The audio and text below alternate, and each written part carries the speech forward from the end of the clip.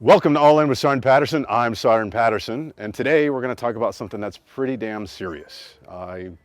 Matter of fact, it's so serious I don't actually have too many notes on this because I'm still trying to come to grips with it happening again in such a strong manner. And today we're going to be talking about flashbacks.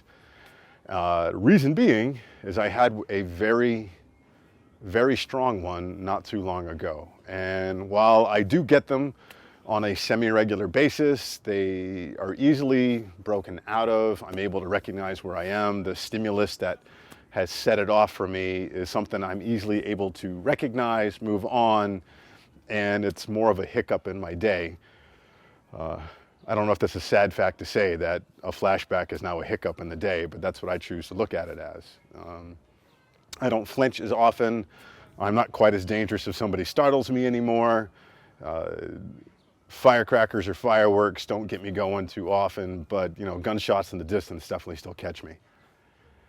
This one is kind of a follow-on to my last video when I was talking about nightmares. Because unfortunately, to break the trend, I got to be involved in two very, very weird and unsettling nightmares recently. And in one of them, it ended up people dying. And I woke up, and unfortunately, as soon as I went back to sleep, it's as if I just hit the pause button on the nightmare, because I was right where I left off every time I woke up the entire night, probably until 5:30 in the morning, where it switched to another one that was just odd. So obviously I woke up not the best, because I think out of a 7-hour span, I may have gotten less than 2 hours of actual rest, maybe sleep somewhere in there, at least according to the application that I used to follow my sleep. And I hadn't reduced myself to counting minutes. Where the flashback comes into play is an image from the dream as I was trying to make it go away, to try and analyze it, to move past it. It morphed into an image in my mind from 2001 when I was first in Afghanistan. I'd only been there for a short period of time. I was the first man in my unit. I was running around with some folks, and it was a hell of a time. And I got to see some sights I don't really like to think about. And I couldn't get the dream out of my head. And because I couldn't get the dream out of my head, that image that it turned into kept getting stronger and stronger and stronger. And all the emotions that I had not allowed myself at the time to feel, because while you're there, you need to be professional, you need to take care of business, you need to fight, or you need to document. And that's what I did. And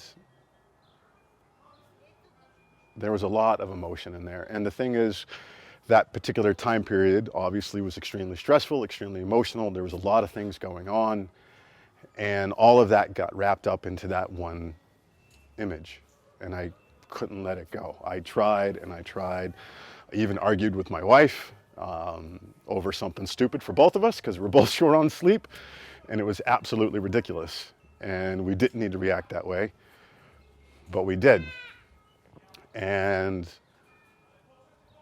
I struggled the whole day, to the point that while we were traveling back from my mother-in-law's where we were,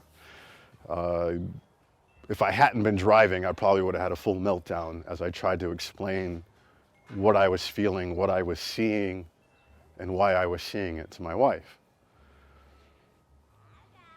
And I did that for a couple of reasons. One, because I couldn't let it go on my own. I couldn't move past it on my own.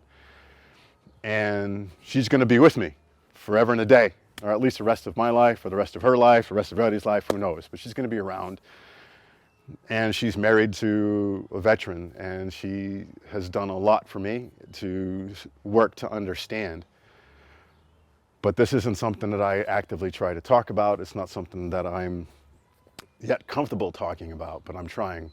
And I wanted her to understand that even though I've made great strides in the past few years and I've come a long way from the very, very broken man that she met, I don't even know all the fractures and cracks that are still in my heart and my mind. The reason why I wanted to talk about this is it's important, if this happens to you, that you have someone to talk with. If you have a therapist, if you have a friend that's not going to judge you, if you have a significant other that will sit and listen, this is extremely important. And if you don't have any of those, I will listen.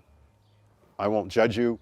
I won't make any decisions. I sure as hell won't even offer advice, because at that time, that's not what you need. You need sometimes just to get it out, to be able to verbalize it, to find out what you're truly feeling.